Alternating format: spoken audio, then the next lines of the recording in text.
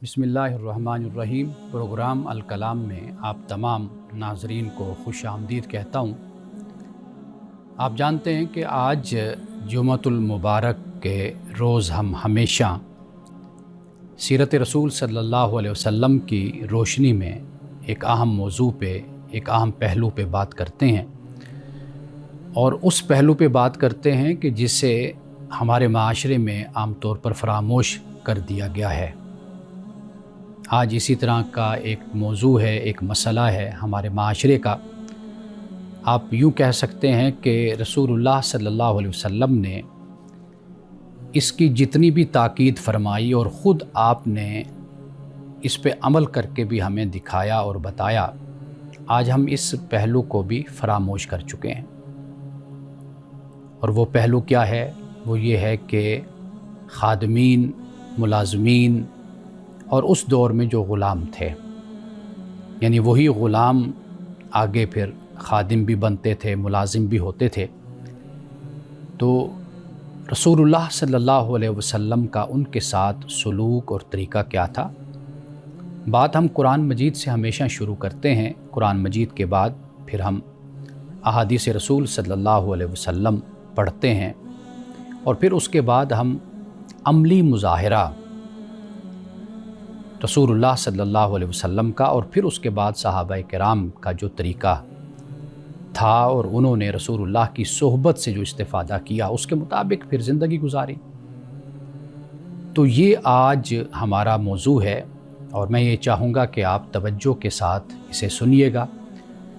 उसकी वजह ये है कि हम अपने मातहतों के साथ, सबऑर्डिनेट्स के साथ, वो जो हमारे घर में काम करते हैं, वो जो हमारे ऑफ़िस में काम करते हैं, या हमारी कंपनी में या इदारे में, उनके हुकूक का ख़याल रखना ये अल्लाह की तरफ से हम पर फ़र्ज़ है, लाजिम है। रसूलुल्लाह ने इसकी बड़ी ताकीद फरमाई है। यानी ये नहीं है कि ये सिर्फ़ अखलाक़ी हवाले से ज़िम्मेदारी है, बल्कि इज्तिमाई तौर पर रियासत की भी ये ज़िम्मेदारी है कि वो इन हुकूक को नाफिज़ करे और अमल दरामद करवाए कि इन हुकूक की अदायगी अगर कोई शख्स मुलाजिम रखता है तो फिर उस पर यह लाजिम और ज़रूरी है कि उसके हुकूक को अदा करे। हम चूँकि इस हवाले से बड़े कमज़ोर लोग हैं, और हमारे यहाँ मज़दूरी और मज़दूर, खादिम, मुलाजिम बहुत ही कम तनख्वाहों पर मुयस्सर आ जाते हैं, और सबसे ज़्यादा इस्तेहसाल इसी तबके का होता है, सबसे ज़्यादा। यानी वो लोग जो ड्राइवर हैं, जो सफाई करने वाले हैं, ऑफ़िस बॉय हैं, या इस तरह के जो काम करते हैं, हालांकि काम की कोई भी अहमियत नहीं है इस हवाले से। ना कोई बड़ा काम होता है, ना कोई छोटा काम होता है, काम काम है। मुलाजिम की ज़रूरत के मुताबिक मुआवज़ा, और फिर उसकी जो इस्तिताअत और हिम्मत है उसके मुताबिक काम लेना, और जो तय हो जाता है उस पर दोनों तरफ से अमल होना। यानी ये सिर्फ मैं बात मालिक की तरफ से नहीं कर रहा, घर वाले की तरफ से नहीं कर रहा, ये बात मैं मुलाज़मीन की तरफ से भी कह रहा हूँ कि मुलाज़मीन पर भी ये लाजिम और ज़रूरी है कि वो इस पर अमल करें। यानी जो भी मुआहदा होता है, तो लिहाजा ताली दोनों हाथों से बचती है। तो आइए ज़रा सबसे पहले हम कुरान मजीद को पढ़ते हैं। कुरान मजीद से कुरान हमें क्या बताता है? कुरान मजीद ये बताता है कि इंसानियत में मसावात और बराबरी है।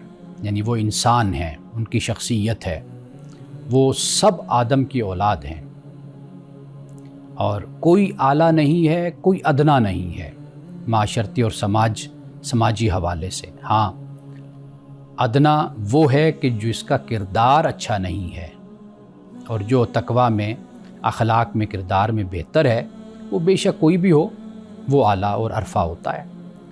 तो इस्लाम का तो मेयार बिल्कुल मुख्तलिफ है। कुरान मजीद में फ़रमाया गया, वलक़द कररमना बनी आदम, कि हमने जो बनी आदम हैं इन सब को हमने मोहतरम बनाया है, बाइज़्ज़त बनाया है, मुकर्रम बनाया है, इनकी इज़्ज़त है। तो लिहाजा किसी की भी ईगो को, अना को ٹھیس نہیں پہنچنی چاہیے۔ ہر انسان دل رکھتا ہے، جذبات رکھتا ہے، اس کی انا ہوتی ہے، تو لہٰذا اس کا خیال رکھنا ضروری ہے۔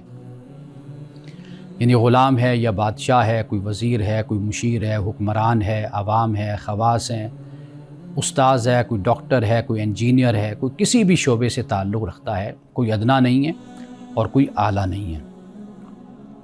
قرآن مجید نے ظلم اور بدسلوکی اس سے بھی منع کیا۔ وَلَا تَبْخَسُوا النَّاسَ أَشْيَاءَهُمْ، قرآن کہتا ہے کہ لوگوں کا جو حق ہوتا ہے اس کو کم نہ کیا کرو، خاص طور پر جہاں پر ملازمین ہیں، خادمین ہیں، جہاں پر کوئی تاجر ہے، وہ کاروبار کرتا ہے، تو لہٰذا جس کا جو حق بنتا ہے وہ اس کو ہر صورت میں ادا کیا جانا چاہیے۔ اب اس کے بعد کسی انسان کو ذلیل کرنا یہ حرام ہے، یہ ناجائز ہے۔ سورۃ البلد میں اللہ پاک فَلَاقْتَحَمَ الْعَقَبَةَ فَكُّ رَقَبَةٍ کہتا ہے کہ یہ گھاٹی چڑھنا کیا ہے؟ فرمایا کہ یہ گردن کو چھڑانا ہے، یعنی غلامی سے یا کوئی بوجھ تلے دبا ہوا ہے اس کو آزاد کروانا۔ تو لہٰذا یہ کسی بھی مشکل میں کوئی انسان ہوتا ہے تو اس کو مزید ذلیل یا اس کو مزید پریشان یا مزید اس کو جھکایا نہیں جاتا، بلکہ اس کو آزاد کروایا جاتا ہے، اس کا خیال کیا جاتا ہے۔ اور اسی طرح قرآن پاک نے کمزور جو لوگ ہوتے ہیں ان کا خاص طور پر خیال رکھنے کا حکم دیا۔ یعنی قرآن پاک میں وَمَا مَلَكَتْ أَيْمَانُكُمْ کے جو الفاظ ہیں کہ تمہارے دانے ہاتھ مالک ہوئے، جنہیں ہم غلام یا لونڈی ہم کہتے ہیں، تو ان کے بارے میں قرآن کہتا ہے کہ تم ان کا خیال کرو۔ حالانکہ وہ غلام ہیں، حالانکہ وہ لونڈی ہیں، لیکن اس کے باوجود بھی قرآن پاک نے ہمیں اس بات کی تلقین کی۔ اور آپ یہ چیز دیکھیے کہ تلقین ہمیں فرمائی یہ نہیں کہ یہ دشمن کی طرف سے آئے ہیں، یہ مخالف یا دشمن ملک کے باسی ہیں، باشندے ہیں یا ان کے فوجی ہیں۔ قرآن یہ کہتا ہے کہ یہ انسان ہیں، ان میں جان ہے، ان کی بھی ایک عزت ہے، ایک آبرو ہے، یہ بھی جذبات رکھتے ہیں، ان کے بھی احساسات ہیں، تو لہٰذا فرمایا کہ تم نے اس کا خیال رکھنا ہے۔ قرآن مجید نے کثرت کے ساتھ اس بات کو بیان کیا، چونکہ اس دور میں حالات ہی ایسے تھے کہ جنگیں ہوتی تھیں اور غلام لائے جاتے تھے، لونڈیاں لائی جاتی تھی، تو لہٰذا اسلام نے یہاں پر اصطلاحات کر دی، جسے ہم ریفارمز کہتے ہیں، اسلام نے وہ کر دی، کیونکہ فی الوقت اگر ایک ادارے کو ختم نہیں کیا جا سکتا، اور ادارے آسانی سے ختم بھی نہیں ہوتے، یہ بات بھی یاد رکھیے کہ راتوں رات ادارے کبھی ختم نہیں ہوتے، خاص طور پر جو رسم، جو رواج، جو روایت جو معاشرے میں ایک ثقافت کے انداز میں اور کلچر کے انداز میں پیوست ہو جاتے ہیں، تو ان کو ایزیلی ختم نہیں کیا جا سکتا کہ فوری طور پر کہا جائے کہ بس ختم ہو گئی۔ وہ گریجول ایک پروسیس ہوتا ہے، عمل ہوتا ہے، وہ جاری رہتا ہے، لوگوں کی تربیت کی جاتی ہے، لوگوں کو تعلیم دی جاتی ہے، لوگوں کی رہنمائی کی جاتی ہے، لوگوں کو اس طریقے سے متبادل ایک نظام دیا جاتا ہے، لوگوں کی متبادل ایک تربیت کی جاتی ہے، تاکہ لوگ وہ جو ایک جاہلانہ رسم ہے، ایک رواج ہے، ایک ادارہ قائم ہو چکا، اس سے آہستہ آہستہ ہٹتے چلے جائیں اور پھر وہ بالکل ہی ختم ہو جائے اور اپنے انجام کو پہنچ جائے۔ اب دیکھیے کہ ہمیں یہ بھی معلوم ہوتا ہے قرآن سے کہ اللہ سبحانہ و تعالیٰ جو طاقتوروں سے کمزوروں کے بارے میں سوال کرے گا۔ اب یہاں پر کمزور سے مراد یعنی ماتحت آپ کہہ لیجئے، وہ ملازمین ہیں، وہ خادمین ہیں، وہ جو آپ کے ماتحت ہیں، ان کے بارے میں سوال طاقتوروں سے، مالکوں سے ہوگا کہ تم نے اپنے غلاموں سے، اپنے خادموں سے اور اپنے ملازمین سے تم نے کیا سلوک کیا تھا۔ یہ بہت ذمہ داری کی بات ہے۔ میں تو یہ کہتا ہوں کہ آپ اللہ کی بارگاہ میں جب حاضر ہوں، میں حاضر ہوں، تو ہم اپنا ہی بوجھ اٹھا لیں تو بڑی بات ہے، کجا یہ کہ ہم دوسروں کا بوجھ اٹھا کر پہنچیں۔ رسول اللہ صلی اللہ علیہ وسلم نے، اب آئیے ہم آگے بڑھتے ہیں تو حدیث نبوی صلی اللہ علیہ وسلم کے حوالے سے دیکھتے ہیں کہ ملازمین اور خادمین کے بارے میں آپ نے کیا فرمایا۔ یہ بات میں اس حدیث سے شروع کرتا ہوں کہ جب رسول اللہ صلی اللہ علیہ وسلم نے صحابہ سے پوچھا کہ مفلس کون ہوتا ہے، صحابہ نے عرض کی یا رسول اللہ ہم تو مفلس اس کو کہتے ہیں جس کے پاس مال اور دولت نہیں۔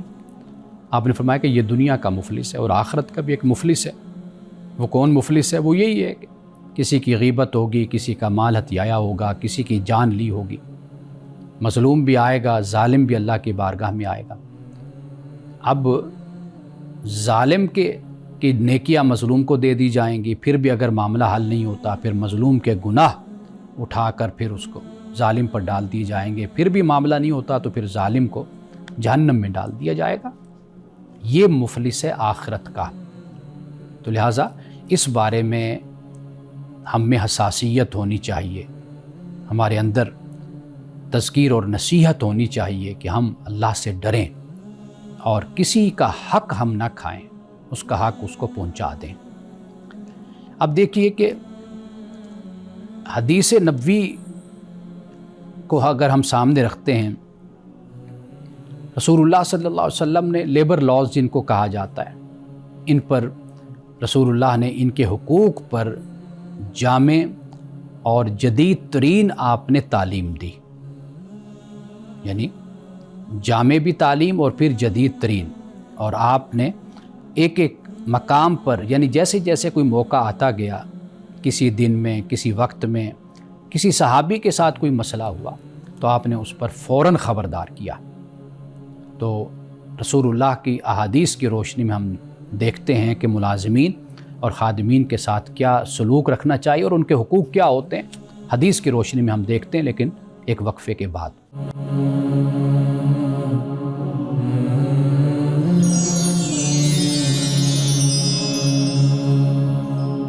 آئیے اب ہم اس نقطے پہ بات کرتے ہیں کہ رسول اللہ نے احادیث میں یعنی جو روایات بیان کی جاتی ہیں، صحابہ نے بیان کیا، وہ واقعات بھی ہیں، وہ آپ کے ارشادات بھی ہیں، موقع بہ موقع آپ نے کیا اس حوالے سے تعلیم دی اور کیا تاکید فرمائی۔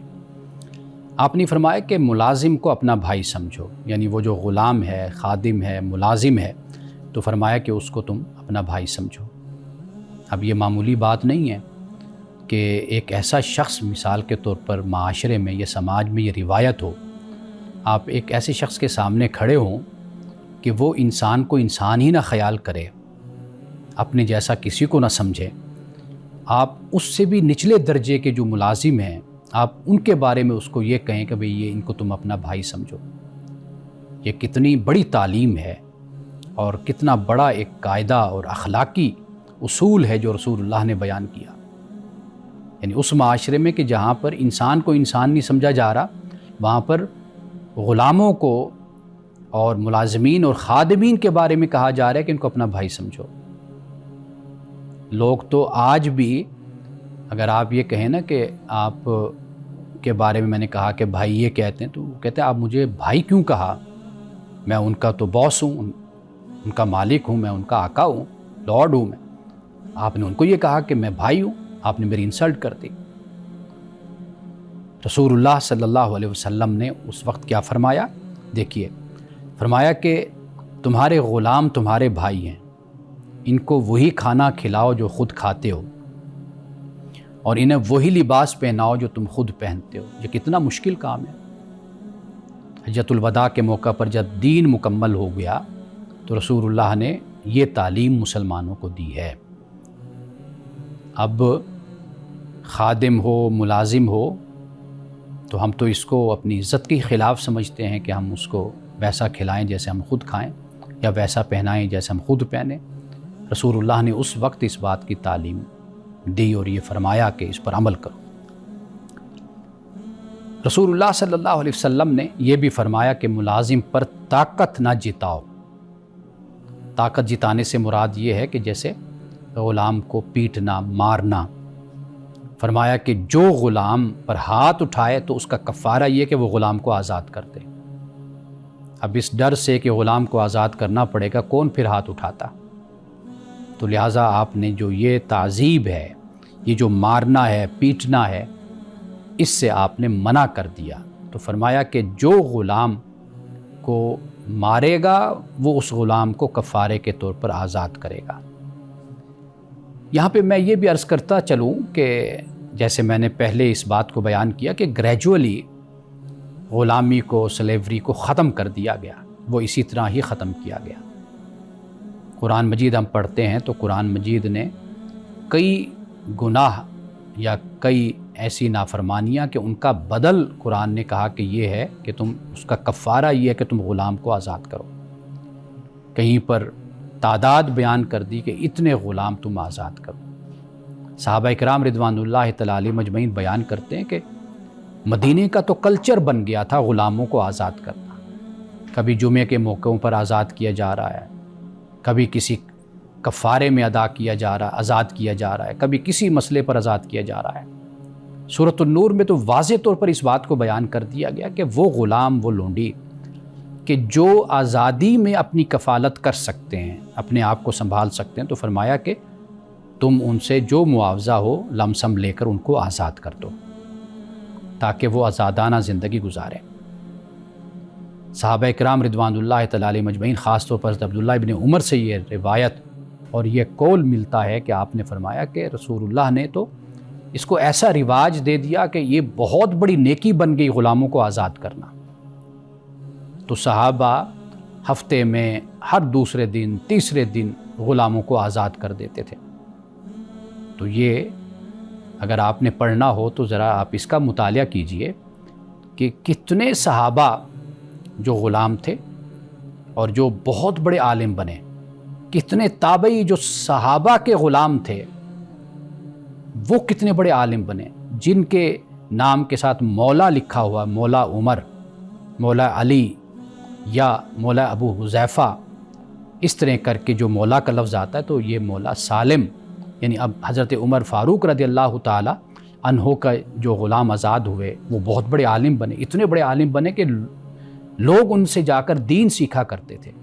آپ مجھے بتائیے ہمارے اس آزاد معاشرے میں ہمارا کوئی ملازم، ہمارا کوئی خادم، ہمارے ہاں کوئی کام کرنے والا، تو کیا وہ علم کے اور اسی طریقے سے کسی فن میں وہ اعلیٰ مقام تک پہنچ سکتا ہے؟ ہم تو اس کو تعلیم نہیں لینے دیتے کہ یہ تعلیم لے گا تو ہمارے کام کون کرے گا؟ ساری زندگی وہ اسی طرح ان پڑھ اور جاہل رہ جاتا ہے۔ آپ دیکھیے کہ وہ ماحول مدینے کا کیسا تھا کہ غلام بڑے بڑے عالم بن گئے، بڑے بڑے محدث بن گئے، بڑے بڑے مفسر بن گئے، بڑے بڑے مورخ بن گئے۔ یہ وہ ماحول تھا جو رسول اللہ نے پیدا کیا تھا، اور پھر صحابہ کرام نے پھر غلاموں کی، لونڈیوں کی تربیت کی تھی۔ جہاں پہ جبر ہوتا ہے، جہاں پر ظلم ہوتا ہے، جہاں پر دباؤ ہوتا ہے، وہاں پر بڑے بڑے عالم نہیں پیدا ہوتے، بڑے بڑے فقیہ نہیں پیدا ہوتے۔ یہی غلام تھے جن کو صحابہ نے اپنا بھائی بنا لیا، جو پھر بڑے عالم، صرف غلام نہیں، لونڈیاں، پھر آگے ان کی اولادیں، وہ ایک سلسلہ چل پڑا۔ یہ وہ چیز ہے کہ جس کو پڑھنے کی اور سمجھنے کی ضرورت ہے۔ اب اس کے بعد آگے چلتے ہیں۔ آپ دیکھیے کہ رسول اللہ نے یہ بھی فرمایا کہ زیادہ کام مت لیا کرو، جتنا کام دو اتنی ہی مدد بھی کرو۔ یعنی یہ بخاری کی حدیث ہے کہ ان پر ان کی طاقت سے زیادہ بوجھ نہ ڈالو، اگر ڈالو تو خود ان کی مدد کیا کرو۔ ایک تو ہے کہ مناسب کام لے لیا، ان کو سہولت دے دی، یہ تو بہت اچھی بات ہے، لیکن اگر یہ دیکھو کہ بھئی مثال کے طور پر ملازم ہے، اب وہ بوڑھا ہو گیا، 25-30 سال اس نے آپ کے ساتھ گزار دیے، تو اب بھی آپ اس کی جوانی کی طرح اس سے کام لیتے ہیں؟ نہیں، اب بوڑھا ہو گیا، آپ کام کم کر دیں۔ اگر آپ دیکھتے ہیں کہ اس پر بوجھ زیادہ ہے، یا تو پھر افرادی قوت کو بڑھا دیں، یا پھر یہ ہے کہ آپ خود اس کی مدد کریں۔ اس بیچارے کو اتنا تو اس کا استحصال نہ کریں نا، آپ استحصال تو بالکل نہیں ہونا چاہیے۔ تو یہ رسول اللہ نے فرمایا کہ اس کی مدد کرو، اور یہ فرمایا کہ ملازم کا جو معاوضہ ہے وہ بھی فوری دینا چاہیے۔ ابن ماجہ کی یہ حدیث ہے کہ مزدور کی مزدوری اس کا پسینہ خشک ہونے سے پہلے دے دو۔ تو لہٰذا ایسا نہیں ہونا چاہیے کہ تنخواہیں لیٹ ہوں، مزدوریاں لیٹ ہوں۔ آخر ملازمین کے، خادمین کے بچے ہیں، بیوی ہے، گھر والے ہیں، اس پر بھی ذمہ داریاں ہیں جو اس نے خوش اسلوبی سے ادا کرنی ہیں۔ رسول اللہ نے برا لفظ بولنے سے بھی منع کیا، یہ سے بھی ظلم قرار دیا۔ جیسے ہم لوگوں کے نام بگاڑ دیتے ہیں، اور ذرا تھوڑا سا کوئی ہمیں سینیورٹی مل جاتی ہے، کوئی عہدہ مل جاتا ہے، ہم کسی سے سینئر ہوتے ہیں تو ہم جونیئر کو انسان ہی نہیں سمجھتے، ہم نام ہی بگاڑنا شروع کر دیتے ہیں۔ تو رسول اللہ نے اس کو ظلم فرمایا۔ ایک صحابی غلام کو انہوں نے کالا کہا، کالا، رسول اللہ نے یہ سنا تو آپ نے اس صحابی کو ڈانٹا، آپ نے فرمایا کہ اس کو اس طرح مت پکارو، جیسے کسی کا رنگ اگر کالا ہے تو اس کو ایک حقارت کا انداز بھی ہوتا ہے کہ جس طرح اس کو بلایا جاتا ہے، یا کوئی قد میں چھوٹا ہے تو اس کو ہمارے ہاں جیسے گٹھا کا لفظ بول دیا جاتا ہے، جس میں تحقیر ہوتی ہے، انسلٹ ہوتی ہے۔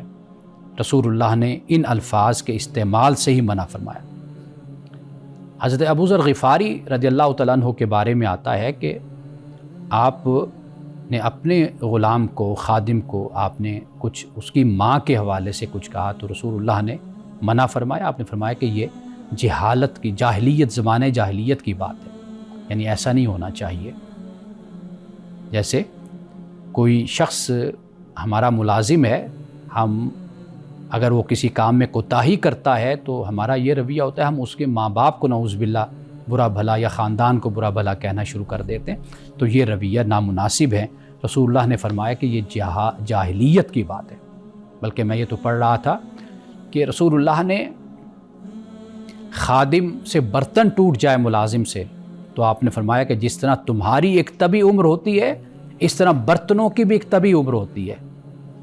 کتنی یہ فراست سے بھری ہوئی یہ بات ہے، حکمت سے۔ فرمایا جیسے تمہاری ایک طبی عمر ہے، تم بھی تو مر ہی جاتے ہو، کوئی نہ کوئی مسئلہ ہو جاتا ہے، اسی طرح یہ بھی برتن جو ہوتے ہیں ان کی بھی طبی عمر ہوتی ہے۔ تو فرمایا کہ جب کسی ملازم سے، خادم سے کوئی چیز ٹوٹ جاتی ہے تو مت اس کو برا بھلا کہا کرو، مت اس کے ساتھ زیادتی کیا کرو، مت اس کو پیٹا کرو۔ تو یہ رسول اللہ صلی اللہ علیہ وسلم نے فرمایا۔ ایک اور حدیث بھی یہاں پر میں بیان کرتا چلوں کہ رسول اللہ سے کسی صحابی نے یہ سوال کیا، یا رسول اللہ کس حد تک معاف کرنا چاہیے؟ رسول اللہ نے خاموشی اختیار فرمائی۔ پھر پوچھا خاموشی کیوں اختیار فرمائی؟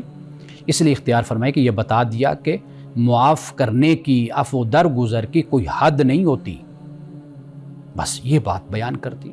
خاموشی اختیار فرما کر اس خاموشی میں ہی آپ نے ایک میسیج صحابہ کو، اپنے مسلمانوں کو، ہمیں یہ دے دیا کہ جہاں تک ہو سکتا ہے اس کی کوئی حد نہیں ہے، عفو درگزر سے کام لو اور معافی سے کام لو۔ اب وقفے کے بعد ہم رسول اللہ کی سیرت سے چند حوالے بیان کریں گے۔ ایک وقفہ لیتے ہیں، وقفے کے بعد دوبارہ آتے ہیں۔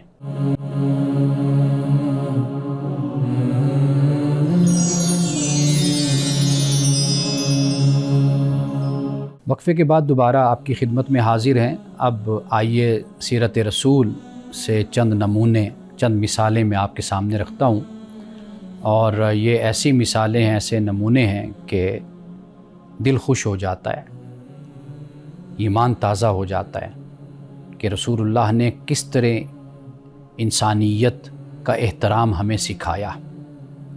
حضرت زید بن حارثہ رضی اللہ تعالیٰ عنہ کے نام سے کون واقف نہیں ہے؟ یہ وہ صحابی ہیں کہ جو کم عمری میں ہی رسول اللہ کے پاس آ گئے، یعنی یہ کسی جگہ گم ہوئے، کسی نے ان کو اپنے پاس رکھ لیا، پھر آگے بیچ دیا، حضرت خدیجہ نے لیا، حضرت خدیجہ نے پھر رسول اللہ کو دے دیا۔ یہ کم عمری میں، چھوٹی عمر میں آ گئے تھے۔ آپ دیکھیے کہ غلام ہیں، خادم ہیں، لیکن رسول اللہ کے حسن سلوک اور اخلاق سے اتنے متاثر ہوئے کہ آپ کے والد اور چچا آپ کو لینے آئے۔ کوئی سوچ سکتا ہے کہ بیٹا گم ہو جائے، ماں باپ کو پتہ نہ، اور پھر اس زمانے میں، آج تو بہت سے ذرائع ہیں نا، سوشل میڈیا سے پتہ چل جاتا ہے۔ میں نے دیکھا ہے کہ 2 سال کے، 5 سال کے بچھڑے بچے بھی اپنے ماں باپ سے ملا دیے گئے ہیں۔ یہ بہت بڑی سہولت ہے، دنیا ایک ہتھیلی کی طرح ہو گئی ہے، لیکن اس وقت تو اس طرح کی کوئی سہولت نہیں تھی۔ اب جب باپ کو پتہ چلا، وہ اپنے بھائی کے ساتھ رسول اللہ کے پاس آیا۔ حضرت زید سے رسول اللہ نے فرمایا کہ آپ اپنے والد کے ساتھ چلے جائیں۔ حضرت زید نے اپنے والد اور چچا کے ساتھ جانے سے انکار کر دیا۔ انہوں نے کہا کہ جی میں آپ کے ساتھ رہوں گا۔ اندازہ کیجئے کہ ایک بچہ کہ جس کو اس کے والد اور چچا لینے آئیں، ماں گھر میں بے چین ہے، لیکن وہ فیصلہ یہ کرتا ہے کہ میں نے اپنے آقا و مولا کے پاس میں نے رہنا ہے، یعنی محمد رسول اللہ کے پاس۔ یہ کیا چیز ہے؟ یہ اخلاق ہے۔ اب یہ دیکھیے رسول اللہ نے یعنی ان کو ایک غلام کے طور پر ایک لحاظ سے گود لیا، یعنی ان کو آپ نے متبنہ جس کو کہا جاتا ہے بیٹا بنایا، اور پھر آپ نے بیٹا بنایا یعنی آزاد کیا، بیٹا بنایا، اور پھر آپ نے اعلیٰ گھرانے میں، اعلیٰ خاندان میں آپ نے حضرت زید بن حارثہ کی شادی کروائی، یعنی شادی آپ نے اپنی پھپھو کی بیٹی سے یہ نکاح کروایا۔ یہ زید بن حارثہ ہیں، اور پھر اسامہ بن زید ان کے بیٹے کہ جنہیں رسول اللہ نے ایسے پیار دیا اور ایسے ساتھ رکھا کہ جیسے آپ حضرت زید کو ساتھ رکھتے تھے۔ اسامہ بن زید کے لیے بڑی محبت کے الفاظ۔ روایات میں آتا ہے کہ آپ کی ایک ران پر اگر حضرت امام حسین بیٹھے ہوتے، یعنی چھوٹے جب تھے، آپ ان کو لے کر ایک ران پر بٹھاتے تو دوسری ران پہ آپ اسامہ بن زید کو بٹھایا کرتے تھے۔ غلام کے بیٹے، غلام جسے بیٹا بنایا، آزاد کیا، بیٹا بنایا، اور پھر حضرت زینب سے شادی کروائی، وہاں سے طلاق ہوئی، پھر دوسری جگہ پر شادی کی، حضرت زید کے بیٹے اسامہ پیدا ہوئے۔ یہ ہیں حضرت زید بن حارثہ، رسول اللہ کا ان کے ساتھ سلوک اور آپ کے ساتھ رویہ۔ حضرت سلیمان فارسی کو کون نہیں جانتا؟ سلیمان فارسی مکاتبت کے ذریعے سے آپ کو آزادی ملی۔ مکاتبت یہ کہ آپ نے معاوضہ ادا کیا اپنی آزادی کا، پھر جو مالک تھا، آقا تھا، اس نے آزاد کیا۔ اب دیکھیے رسول اللہ کا حسن سلوک اور طریقہ۔ اس مکاتبت میں، آزادی میں، رسول اللہ نے حضرت سلیمان فارسی کی مدد کی، یعنی کھجور کے پودے اپنے ہاتھ سے لگائے رسول اللہ نے، تاکہ یہ کھجوریں بنیں گی، یعنی یہ درخت بنے گا، پھر کھجوریں اتریں گی، تو پھر اس کے بعد وہ کھجوریں آزادی کا بدل بن جائیں گے۔ تو تاکہ آپ نے مل کر کھجور کے پودے لگائے تاکہ وہ آزادی حاصل کر سکیں اور آزادی کی قیمت ان کے پاس بن سکے۔ حضرت انس رسول اللہ کے پاس 10 سال رہے، 10 سال میں کبھی ڈانٹا نہیں۔ آپ خود گواہی دیتے ہیں کہ میں نے نبی اکرم صلی اللہ علیہ وسلم کی 10 سال خدمت کی، کبھی اف تک نہ کہا، کبھی یہ نہیں فرمایا کیوں کیا، یہ نہیں فرمایا کیوں نہیں کیا، یعنی کبھی آپ نے سختی نہیں فرمائی، کبھی مجھے آپ نے ڈانٹا نہیں ہے۔ تو یہ رسول اللہ صلی اللہ علیہ وسلم کا اپنے غلاموں کے ساتھ سلوک تھا اور یہ رویہ تھا۔ اور آپ یہ دیکھیے کہ اپنے غلاموں کے ساتھ رسول اللہ سواری بانٹا کرتے تھے، یعنی کہیں سفر پر جا رہے ہیں تو غلام جو ان سے ہے آپ کا خادم، اس نے نکیل پکڑی ہوئی ہے، وہ آگے آگے چل رہا ہے، رسول اللہ بیٹھے ہوئے ہیں۔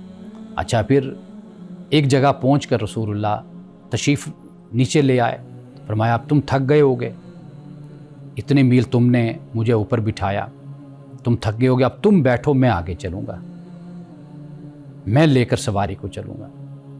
وہ غلام، وہ خادم عرض کرتے یا رسول اللہ نہیں، آپ ہی تشریف رکھیے، ہماری کیا مجال، لیکن نہیں، رسول اللہ تاکید فرماتے نہیں، بیٹھو اوپر۔ آپ فرماتے کہ تم بھی میری طرح ہو، تم بھی تھک گئے ہوگے، انسان ہو تم، تو سواری پر بٹھاتے اور پھر آگے آگے آپ پھر اس کو لے کر چلتے تھے۔ اندازہ کیجئے کہ کس طریقے سے رسول اللہ نے عرب کے معاشرے میں جو ماتحت لوگ تھے ان کے لیے ایک محبت کا جذبہ اور انسانیت کا جذبہ مسلمانوں میں پیدا کیا۔ اب اس کے بعد آگے بڑھتے ہیں، یعنی جو الفاظ ہمیں ملتے ہیں وہ میں آپ کو بتاتا چلوں، یہ کہ تم سواری پر بیٹھو، میں پیدل چلتا ہوں۔ صحابہ کرام رضوان اللہ تعالی علیہ مجمعین کا کردار اپنے ملازموں کے ساتھ وہ کیسا ہے، اس پر بھی تھوڑی سی بات کرتے ہیں۔ حضرت عمر کا یہ ارشاد تھا آپ کے مزاج میں، طبیعت میں سختی تھی، جلال تھا۔ آپ نے فرمایا کہ جو اپنے خادم کو مارے گا ہم اس سے قصاص لیں گے۔ قصاص یہ نہیں ہوتا کہ صرف قتل کا قصاص ہوتا ہے، یعنی تھپڑ کا بھی قصاص ہوتا ہے۔ کوئی اسی طریقے کوئی درہ مارتا ہے، کوئی کوڑا مارتا ہے، اس کا بھی قصاص ہوتا ہے۔ فرمایا کہ اگر کوئی اپنے خادم کو مارے گا، فرمایا ہم اس سے قصاص لیں گے۔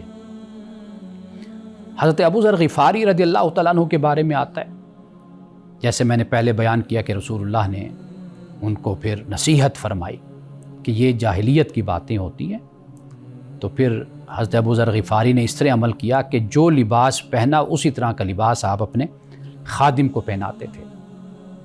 جس طرح کا کھانا آپ خود کھاتے اسی طرح کا کھانا آپ اپنے خادم کو کھلایا کرتے تھے۔ یہ بہت بڑی تاکید ہے، بہت بڑی تاکید ہے یہ۔ حضرت علی رضی اللہ تعالی عنہ آپ غلاموں کے ساتھ اونچی آواز سے بولنا پسند نہیں فرماتے تھے۔ آپ فرماتے تھے کہ یہ بھی ایک تکلیف ہے کہ جو تم اپنے خادموں کو دیتے ہو، یعنی خادموں سے مراد غلام ہیں، ملازمین ہیں، جو ماتحت آپ کے آتے ہیں، وہ سب کے سب اسی درجے میں ہوتے ہیں۔ آپ ہمارے ہاں ملازم جو کام کرتا ہے وہ بیچارہ نہ سنے یا کسی کام میں مصروف ہو یا دور ہو تو ہماری آواز آہستہ آہستہ اونچی ہوتی چلی جاتی ہے، اور پھر وہ وقت بھی آتا ہے جب ہم ملازم کے سر پر بھی پہنچ کر اسی طرح چلا رہے ہوتے ہیں، اپنے غصے کا اظہار کر رہے ہوتے ہیں۔ تو حضرت علی رضی اللہ تعالی عنہ آپ پسند نہیں فرماتے تھے کہ غلام کو، خادم کو، ملازم کو اونچی آواز سے بولا جائے، کیونکہ اس سے اس کو تکلیف پہنچتی ہے۔ رسول اللہ صلی اللہ علیہ وسلم نے جو خطبہ حجۃ الوداع کے موقع پر فرمایا، تو آئیے چند باتیں میں وہاں سے بیان کر دوں۔ آپ نے فرمایا کہ اپنے غلاموں کے بارے میں اللہ سے ڈرو، یعنی خادم اور ملازموں کے بارے میں، ان کو وہی کھلاؤ جو خود کھاتے ہو، وہی پہناؤ جو خود پہنتے ہو، ان پر ان کی طاقت سے زیادہ بوجھ نہ ڈالو، اور اگر بوجھ ڈالو تو ان کی مدد کرو۔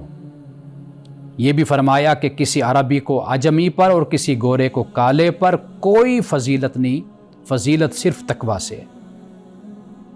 آپ نے جو یہ فرمایا تو اس سے کیا ہوا؟ اس سے غلامی کی جو ذہنیت ہے اس کا خاتمہ ہوا۔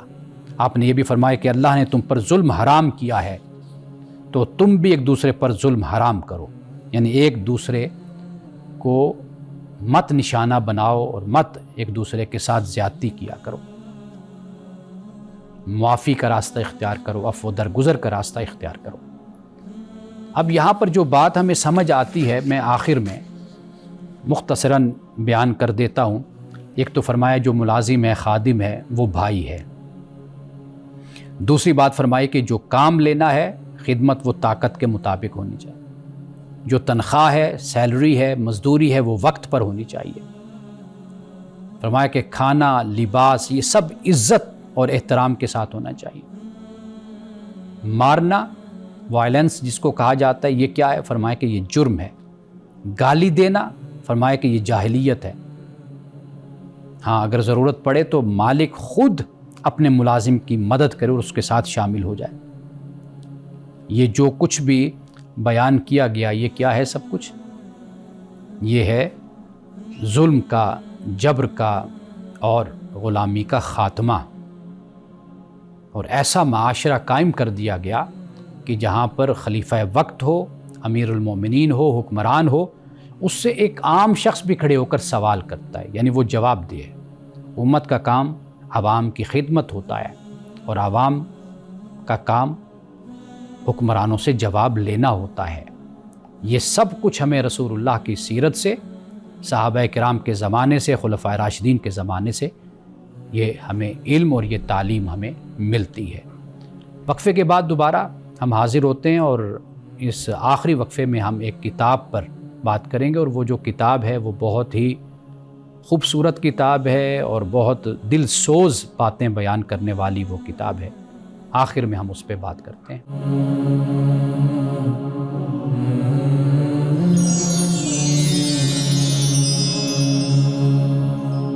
اس وقت میرے ہاتھ میں جو کتاب ہے یہ اس کتاب کا جو اردو میں نام ہے وہ ہے دلوں میں سوز و گداز بھر دینے والی نصیحتیں، بندگان خدا کے نام۔ یہ کتاب جو نصائح العباد ہے، یعنی بندوں کے لیے نصیحتیں ہیں یا بندوں کی نصیحتیں، تو یہ کتاب میں نے ترکی میں دیکھی جب میں مختلف لائبریریز میں اور کتب خانوں پہ گیا کتابیں لینے کے لیے، تو وہاں پہ میں نے یہ کتاب دیکھی۔ یہ مجھے اتنی پسند آئی کہ میں نے پھر یہ چاہا کہ میں اسے خریدوں اور پاکستان میں پھر ترجمہ کرواؤں۔ تو ہمارے ادارے سے اس کتاب کا پھر اردو میں ترجمہ ہوا۔ ہمارے محقق ہیں مترجم، انہوں نے اس کا ترجمہ کیا۔ نام ہم نے اس کتاب کا رکھا ہے دلوں میں سوز و گداز بھر دینے والی نصیحتیں، بندگان خدا کے نام۔ اس میں جو طریقہ ہے نصیحت کا وہ یہ ہے کہ پہلے رسول اللہ صلی اللہ علیہ وسلم کی حدیث ہے، روایت ہے، اور پھر اس کے بعد پھر صحابہ کے اقوال کہہ لیجیے، جیسے حضرت ابو بکر کا کوئی قول ہے، حضرت عمر کا، حضرت عثمان کا، حضرت علی کا، دیگر صحابہ، پھر اس کے بعد تابعین ہیں یا بزرگوں کے اقوال ہیں۔ پھر وہ یہ اس ترتیب کے ساتھ یہ کتاب ہے، یعنی پہلے رسول اللہ کا قول آ گیا، ارشاد آ گیا، اور پھر اس کے بعد اسی طرح ترتیب کے ساتھ۔ لیکن جو اس میں ایک انفرادیت ہے وہ یہ ہے کہ ان میں جو اقوال ہیں بشمول احادیث کے، وہ اس ترتیب سے ہیں کہ جو 2 لفظ پر مشتمل ہیں پہلے وہ آ گئے، پھر وہ حدیثیں، وہ اقوال کے جو 3 لفظوں پر مشتمل ہیں، پھر وہ جو 4 پر ہیں، پھر 5 پر، پھر 6 پر، پھر 7 پر، پھر 8 پر، پھر 9 پر، پھر 10 پر۔ تو یہ 10 تک یعنی یہ اقوال، روایات اور صحابہ کے، تابعین کے، بزرگوں کے، پھر وہ اس ترتیب کے ساتھ اس کو بیان کیا گیا ہے۔ یعنی یہ بالکل ایک جداگانہ کام ہے جو کیا گیا ہے۔ چونکہ میں نے تو عربی میں اس کو پڑھا، اس کو دیکھا، تو مجھے بہت ہی پسند آئی۔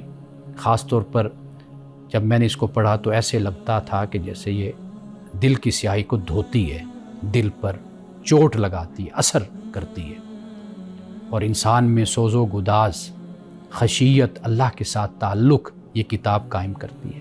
یعنی اس ترتیب سے اس کتاب کو اس میں جو اقوال ہیں اس کو اس طریقے سے، اس ترتیب کے ساتھ جمع کیا گیا ہے۔ تو میں نے پھر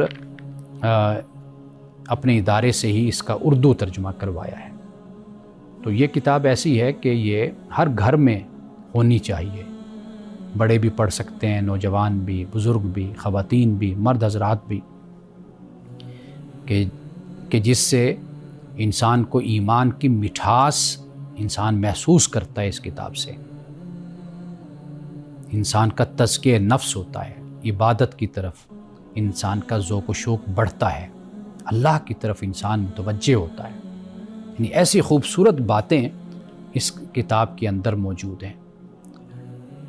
تو ہماری اسکرین پر، ٹیلی ویژن کی اسکرین پر نمبر آ رہا ہوگا، اگر آپ میں سے کوئی چاہے اس کو خریدنا، لینا، تو وہ ضرور خرید سکتا ہے، وہ لے سکتا ہے۔ میری یہ پسند ہے، اور میں نے اپنی پسند کے مطابق پھر اس پر کام کیا، محنت کی۔ 2-3 سال کی محنت کے بعد پھر یہ کتاب چھپ کر مارکیٹ میں آئی ہے، اور ترجمہ کرنے والے بھی ایک عرب کے عالم ہیں، انہوں نے یہ ان کی تالیف ہے۔ پھر اس کے بعد جو شرح کرنے والے ہیں وہ بھی ایک بہت بڑے عالم ہیں۔ انہی الفاظ کے ساتھ آج کے پروگرام سے اجازت دیجیے، انشاءاللہ آئندہ آپ سے ملاقات ہوگی۔ السلام علیکم ورحمۃ اللہ وبرکاتہ۔